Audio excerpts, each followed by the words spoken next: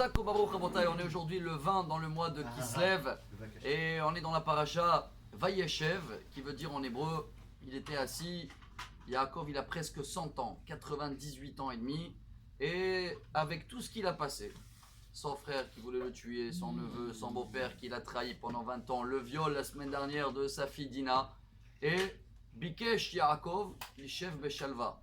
Il est arrivé à un âge où il veut, je ne sais pas comment le dire en français, la shalva, sérénité, la tranquillité. Et qu'est-ce qu'il amène le Midrash? Rashi aussi l'amène.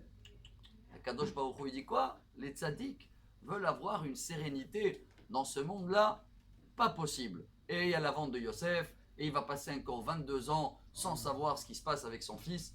Et moi, j'essaye de me comprendre, quoi, il n'y a pas de sérénité dans ce monde-là pour quelqu'un qui est tzaddik? Alors, la vraie réponse, et c'est ça que le judaïsme nous apporte à nous, si quelqu'un il cherche dans la Torah ou dans la religion d'avoir l'esprit tranquille, chers amis, pour cela, les animaux, ils ont un esprit beaucoup plus tranquille parce qu'eux, ils pensent toute la journée, quel est le prochain repas, où je vais bien dormir, et est-ce que mes enfants, ils ont de quoi manger. Alors l'homme, même s'il va être au top, et il va arriver à la retraite, et il va avoir tout ce qu'il faut pour manger, dans tous les cas, le singe et le nounours et le lion dans le safari, il est mieux que lui dans la sérénité, si c'est ça le but de la vie. Mais le judaïsme, justement, et c'est un grand message pour nous, chers amis, il nous propose, il nous impose de savoir qu'on a un but dans le monde. Et on a toujours des questions, et chaque jour que tu vas avoir des réponses à tes questions, c'est très bien, parce que demain tu vas avoir des questions encore plus grandes.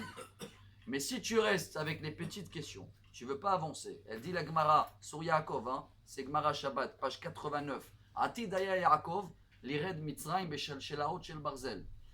L'exil ou tout l'esclavage en Égypte, ça devait être. Et ça devait être, Yaakov il devait descendre menotté. Sauf que Dieu il a fait en sorte de préparer le terrain pendant 22 ans, que Yosef va devenir le roi, et comme ça tous les Juifs pendant toutes les années d'exil, ils vont avoir une fierté. Ils ne sont pas descendus menottés, ils sont descendus avec un visage qui peut toujours les remettre, je suis fier de ce que je fais. Mais si quelqu'un cherche d'être tranquille, chers amis, alors je crois que la paracha d'aujourd'hui, elle nous apprend, Vayeshev, c'est quoi la vraie sérénité? C'est de savoir que voilà, tout le plan est guidé de Dieu.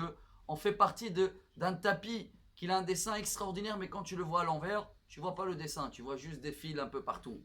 Dès que le tapis se retourne, l'image est claire, et nous, ça nous donne beaucoup de force, peu importe où on est. L'exil existe toujours, même ici en Israël, on a encore cette obscurité des Grecs. C'est pour ça qu'on a la lumière de Hanouka pour nous dire, nous sommes fiers, on sait qu'on fait partie de plan, on a des questions aujourd'hui, très bien, venez on cherche la réponse, mais il va y avoir toujours des autres questions, ça nous donne un but dans la vie, et la dernière réponse, ce sera si Dieu veut Mashiach qui viendra très très vite. Bonne journée. Amar Rabbi Elazar,